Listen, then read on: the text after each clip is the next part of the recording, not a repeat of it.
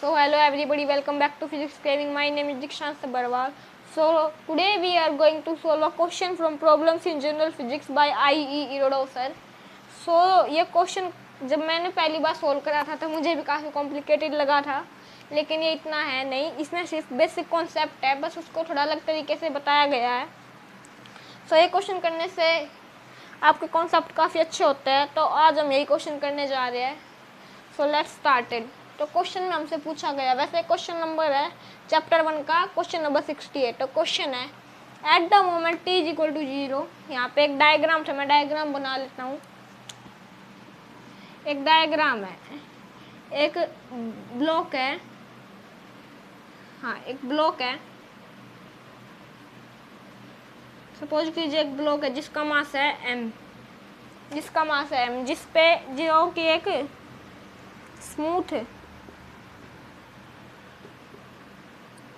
जो कि एक स्मूथ हॉरिजॉन्टल टेबल पे रखा हुआ है।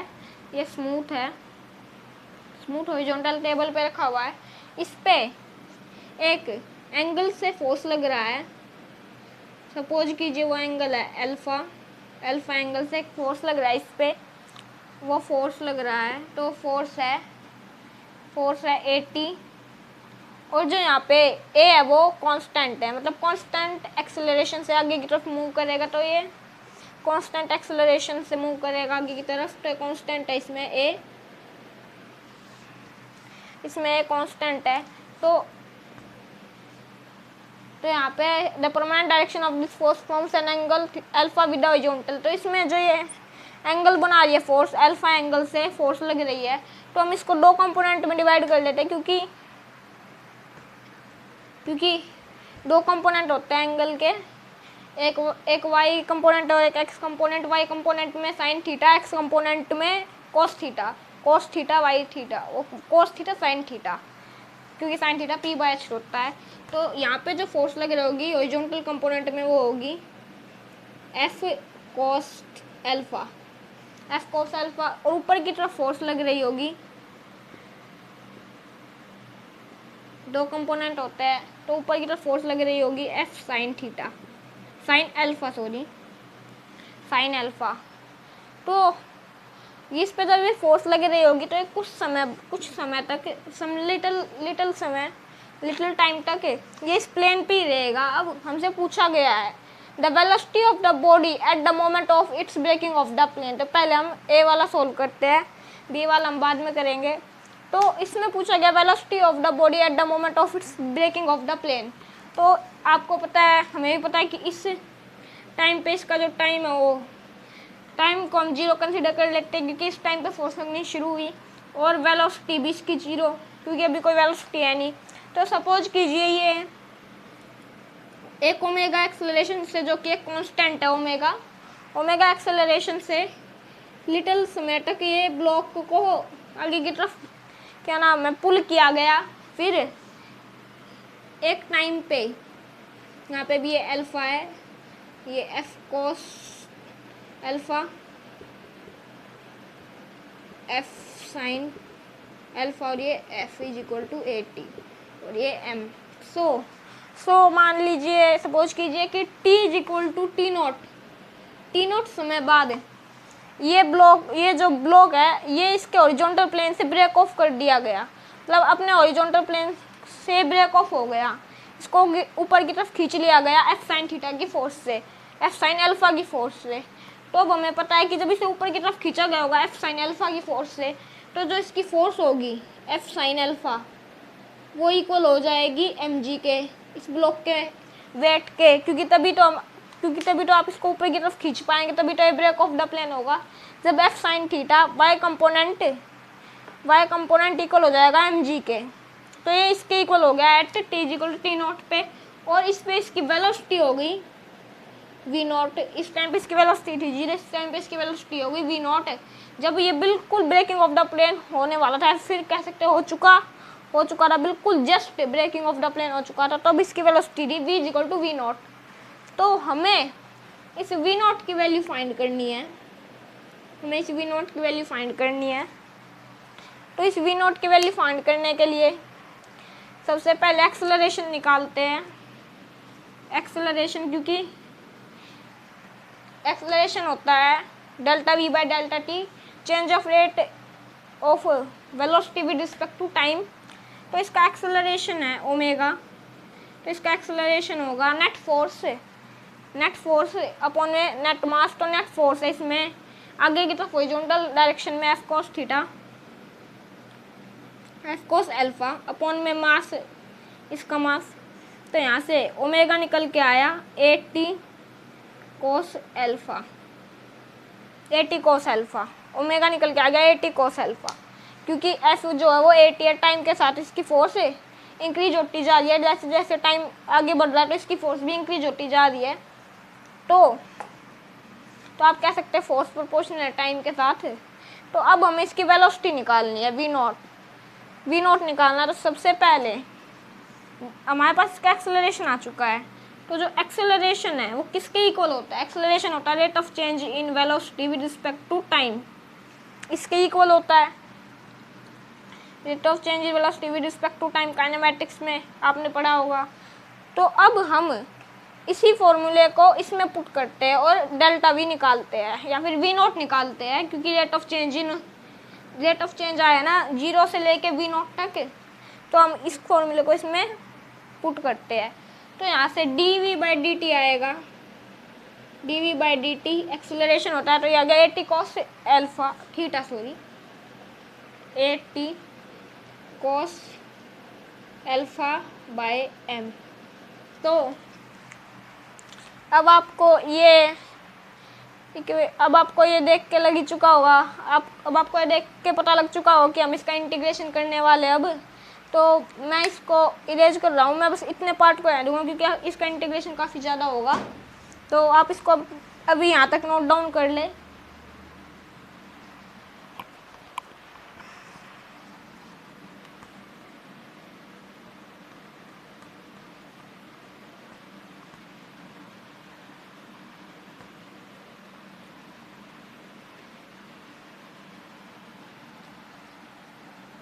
अब हम इसकी वैल्यू निकालते हैं, इसको ऊपर लिख देता हूँ मैं थोड़ा। तो अब यहाँ से D we by D t को इसमें पुट करते हैं, तो d we by D t rate of change in velocity with respect to time होता है आपका एक्सेलरेशन। तो एक्सेलरेशन है 80 cos alpha by m, 80 cos alpha by M. तो अब यहाँ से टी को राइट हैंड साइड ले जाते हैं, तो राइट हैंड साइड जाके इंटीग्रेशन में बदल जाएगा। तो d v is equal to 80 cos alpha by M. तो ये जो 80 का टी है इसको बाहर कॉमन आउट ले लेते हैं, सॉरी कॉमन आउट नहीं मतलब बाहर ले लेते हैं, क्योंकि टाइम के रिस्पेक्ट में इंटीग्रेट होने वाला है, तो इसको हम बाहर ले लेते हैं क्योंकि बाकी सारी कांस्टेंट टर्म है। ये टी एक कांस्टेंट टर्म नहीं है क्योंकि टाइम के साथ इंक्रीज हो रहा है, तो ये बाकी सारी कांस्टेंट टर्म है, इनको बाहर ले लेते हैं। तो टी डी टी, अब इसको इंटीग्रेट करते हैं, इसको इंटीग्रेट करेंगे तो ये होगा डी वी। तो ये इंटीग्रेशन लिमिट है क्योंकि ये v से लेके v नॉट समय में रेट ऑफ चेंज है इसके वेलोसिटी में, तो v से लेके v नॉट तक is equal to a cos alpha by m, a cos alpha by m। तो एक कांस्टेंट टर्म इसको हम बाहर ले लेते हैं, तो ये बाहर आ गई। तो अब अंदर जाके टी डी टी, तो ये भी इसकी भी लिमिट है। इसका रेट ऑफ चेंज कितने से समय में आया? इसका रेट ऑफ चेंज आया टी से लेकर टी नॉट समय तक, तो ये हो गया टी से लेकर टी नॉट तक। अब हम इसको यहाँ पे सॉल्व करते हैं, तो ये वी नॉट हो जाएगा,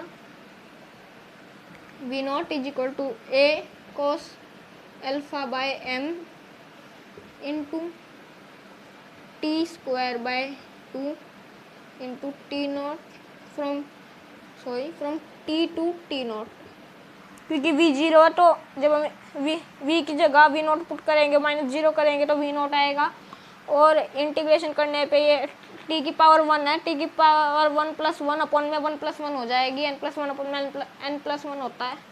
तो अब हमें इस इक्वेशन को देखने से ही लग रहा है कि यहाँ पे हमें टी नॉट की वैल्यू कंसिडर करनी पड़ेगी। तो हमने जब वो ब्लॉक हॉरिजॉन्टल सरफेस से क्या नाम है ब्रेक ऑफ होने वाला था, जब वो प्लेन हॉरिजॉन्टल सरफेस से ब्रेक ऑफ होने वाला था, हमने वहाँ एक इक्वेशन लिखी थी कि mg is equal to F sine alpha, क्योंकि तभी तो ये ब्रेक ऑफ होगा जब वर्टिकल फोर्स से mg के इक्वल हो जाएगी, तब ये ऊपर की तरफ उठेगा, ब्रेक ऑफ होगा प्लेन से। तो अब यहाँ से f की वैल्यू क्या है, 80। तो अब यहाँ से t की वैल्यू निकालते हैं। तो mg is equal to 80 sine alpha. अब यहाँ से 80 की वैल्यू निकलेगी, ये a नीचे चला जाएगा, साइन अल्फा भी।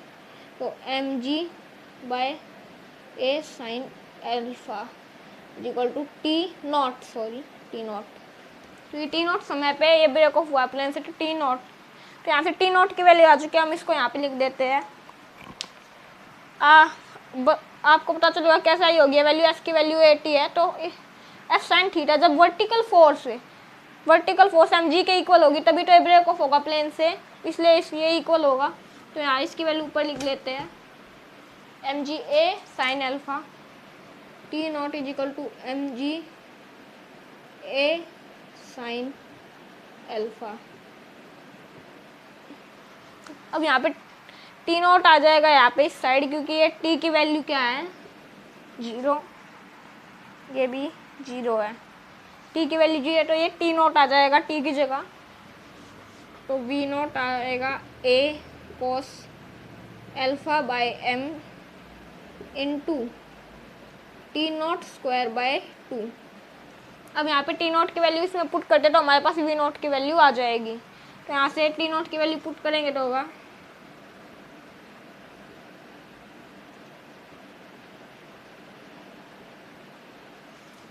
टी नॉट की वैल्यू पुट करेंगे तो ये साइन स्क्वायर में बदल जाएगा, M square ji square A square sine square alpha. तो ये होगा एम जी स्क्वायर ए साइन अल्फा का होल स्क्वायर, बार स्क्वायर है।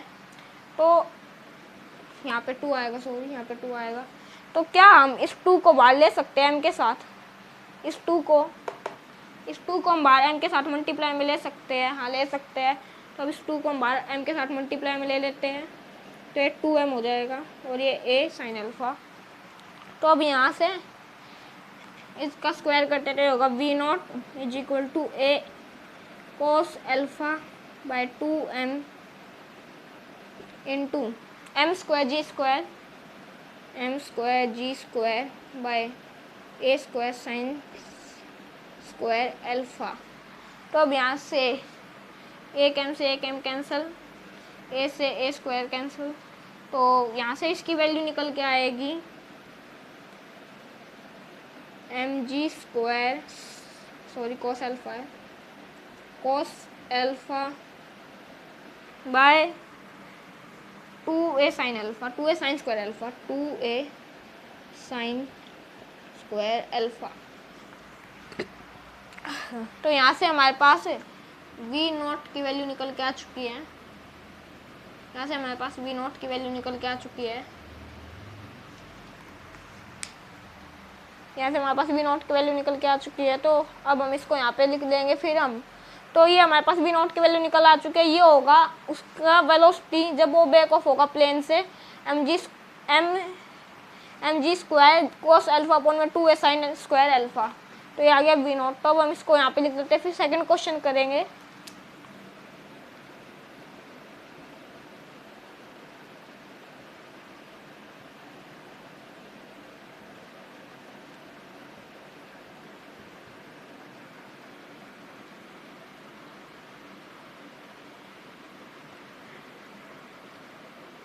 सॉरी,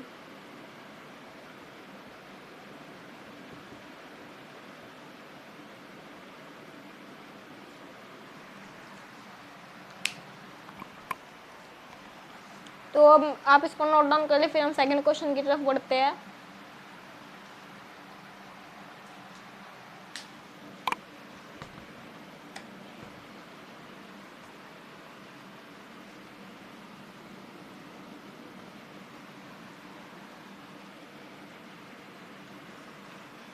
तो हमारा वी नोट की वैल्यू निकल के आ चुकी है इंटीग्रेट करके। तो वी नोट की वैल्यू आई है एम जी square cos alpha upon 2a sine square alpha.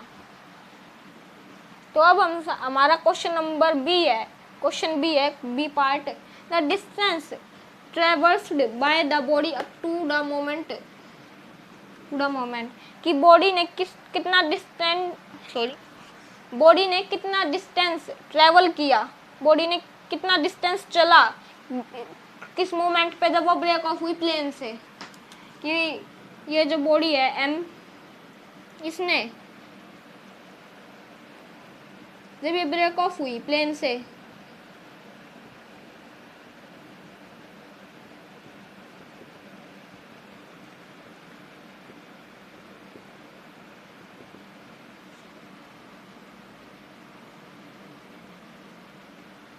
तो जब ये ब्रेक ऑफ हुई प्लेन से तब इसने कितना डिस्टेंस ट्रेवल किया। तो सपोज कीजिए जब ये रेस्ट पे थी तब इसका डिस्टेंस था 0 और जब ये ब्रेक ऑफ हुई तब इसका डिस्टेंस हो गया s0। तो हमारे पास v की वैल्यू आ चुकी है, तो v से हम s की वैल्यू निकाल सकते हैं, क्योंकि ds/dt होता है आपका v, rate of change in distance upon में rate of change in time, तो ये होता है आपका v। तो अब यहाँ पे हमारे पास v की वैल्यू है तो हम टाइम को इस साइड ले जाके s की वैल्यू निकाल सकते हैं। तो ये इसमें भी इंटीग्रेशन होगी, तो सॉल्व करते हैं। तो हमारे पास v की वैल्यू क्या आई है, ये तो इसमें तो हमने टाइम t0 को कंसीडर किया। हम जब वो वैल्यू लिखेंगे v0 की तो हम उसमें t0 लिखेंगे, खाली इसको कंसीडर नहीं करेंगे, क्योंकि अगर हमने इसको कंसीडर कर लिया तो काफ़ी कॉम्प्लिकेटेड हो जाएगा इंटीग्रेट करना। तो यहाँ पे v0 की वैल्यू है a cos alpha by 2m into t square to t square. हमने यहाँ पे t0 स्क्वायर, तो हमने यहाँ पे t0 की वैल्यू यहाँ पे क्यों नहीं पुट करी, हमने इसलिए पुट नहीं करी क्योंकि अगर हम यहाँ पे t0 की वैल्यू इसमें पुट कर देंगे तो हमारा इंटीग्रेट करना इसको काफ़ी कॉम्प्लिकेटेड हो जाएगा। तो अब हम इसको नॉर्मली इंटीग्रेट कर सकते हैं। तो ds/dt होता है v0। तो अब यहाँ से ds की वैल्यू निकलेगी, तो ये v0 इज, तो v0 की जगह ये लिख लेते हैं a cos alpha T square. ये जो a cos अल्फा ये वही है जो हमारे पास आया था, हमने t की वैल्यू पुट करके ये a और a कैंसिल आउट हो गए थे, तो पहले यही आंसर आया था।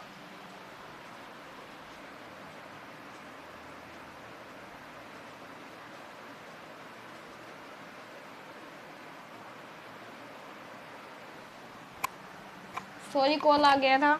तो हमारा यही आंसर आया था a cos alpha T square.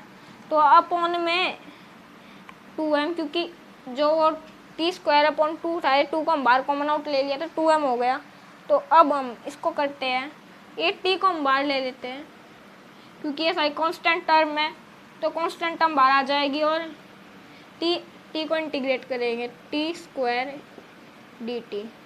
अब जब हम इसको इंटीग्रेट करेंगे तो ये होगा ds s0 से s तक, s की वैल्यू 0 है तो आप यहाँ 0 भी कंसीडर कर सकते हैं, मैंने s कंसीडर करी ताकि आपको अच्छे से अंडरस्टैंड हो। तो यहाँ पे ds फ्रॉम लिमिट s से s0 तक into a cos alpha by 2m। तो हमने कांस्टेंट टर्म को बाहर कॉमन आउट नहीं कहते, मतलब बाहर ले लिया है कांस्टेंट टर्म को। इंटीग्रेशन का रूल होता है कांस्टेंट टर्म को बाहर कॉमन आउट लेना। तो अब यहाँ से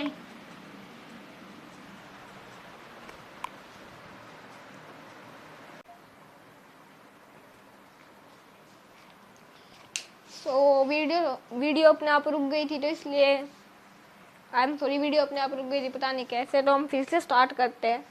तो हमारा ये आ चुका है ds is equal 2 cos alpha upon 2m। तो ये t को हम इंटीग्रेट करेंगे t square dt from t to t0।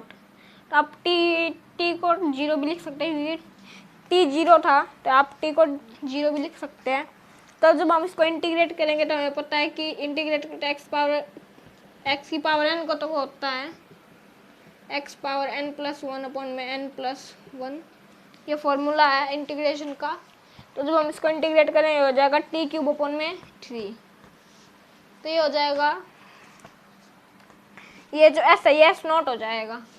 तो s naught is equal to a cos alpha by 2m into t cube by 3 into from t to t naught. तो आप इसको 0 भी लिख सकते हैं, मैं टी नोट लिखा आपकी सिंपलिसिटी के लिए। तो जो 3 है हम इसको बार 2 के साथ मल्टीप्लाई में ला सकते हैं, जैसे 2 को लाए थे बार m के साथ मल्टीप्लाई में। तो ये हो जाएगा s naught is equal to a cos alpha by 6m into ये टी नोट हो जाएगा टी नोट क्यूब। अब हम टी नोट की वैल्यू यहाँ पे पुट करते हैं। वो आपको पता चल गया होगा कि मैं टी नोट की वैल्यू शुरुआत से कंसीडर क्यों नहीं करी। अगर मैं इसको शुरुआत से कंसीडर करता तो काफ़ी क्या नाम है लॉन्ग प्रोसेस या फिर ट्रिकी हो जाती प्रॉब्लम। तो मैंने इसको बाद में कंसीडर कर लिया ताकि ये आसान रहे प्रॉब्लम। यहाँ से करता तो 2mg² तो काफ़ी डिफ़िकल्ट हो जाती है प्रॉब्लम। तो अब हम इसको सॉल्व करते हैं। तो टी नोट की वैल्यू यहाँ पे पुट करेंगे तो ये होगा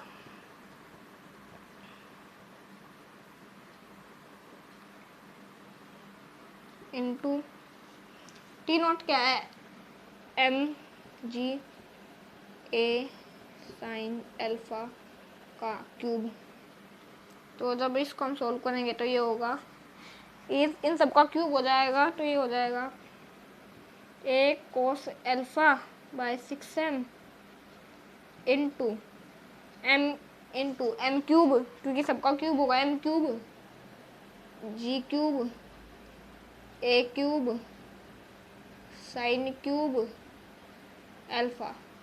तो अब यहाँ से एक क्यूब होगा, सॉरी स्क्वायर नहीं, एक क्यूब। तो एक ए से ए क्यूब कटा, एम क्यूब से एक एम कटा। तो इसकी वैल्यू आएगी आपकी m square g cube cos alpha by 6m तो कट गया है। तो ये होगा 6a square sine cube alpha, a square sine cube alpha. तो ये वैल्यू आई है, एस नोट की वैल्यू आ चुकी है। हम इसको यहाँ लिख देते तो एस नोट आया है m square g cube cos alpha by 6a square sine cube alpha. तो ये आई है एस की वैल्यू, एस नोट की वैल्यू। तब आपको पता चल गया होगा कि अगर हम टी नोट को पहले से कंसीडर यहाँ पे करते तो इस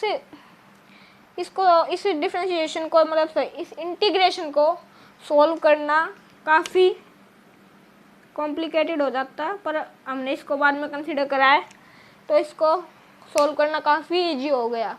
तो ये इसकी वैल्यू है एस नोट की। तो ये वैल्यू है कि इतना डिस्टेंस ब्लॉक चल चुका होगा, ब्लॉक मूव कर चुका होगा जब वो ब्रेक ऑफ होगा प्लेन से, at the moment of breaking off the plane. और इतनी वेलोसिटी होगी at the moment of breaking off the plane, इतनी वेलोसिटी होगी जब वो प्लेन से ब्रेक ऑफ करेगा। तो आप इसको अगर यहाँ पे वैल्यू दी जाती तो हम वैल्यू पुट करके निकाल सकते थे, पर हमें यहाँ पे सिर्फ इसकी फॉर्मूला निकालना तो वो हमारा आ चुका है। तो ये हमारा आंसर आ चुका। तो जब मैंने इसको पहली बार सॉल्व करा था मुझे भी काफ़ी ट्रिकी लगा था, फिर बाद में इसको आराम से समझा मैंने। तो ये काफ़ी ये कोर कॉन्सेप्ट है, हमें तो पता है कि v और ds/dt होता है, एक्सेलरेशन dv/dt होता है। तो ये काफ़ी ईजी लगा मुझे। तो आपको थोड़ा कॉम्प्लिकेटेड लग सकती है general physics problems in general physics book by I.E. रोडोसर, पर बाद में आपको कॉम्प्लिकेटेड नहीं लगेगी क्योंकि उससे आपके बेसिक अंडरस्टैंडिंग फिजिक्स की काफ़ी अच्छी हो जाती है। So thanks for watching. अगर वीडियो अच्छी लगी तो please like share and subscribe करें।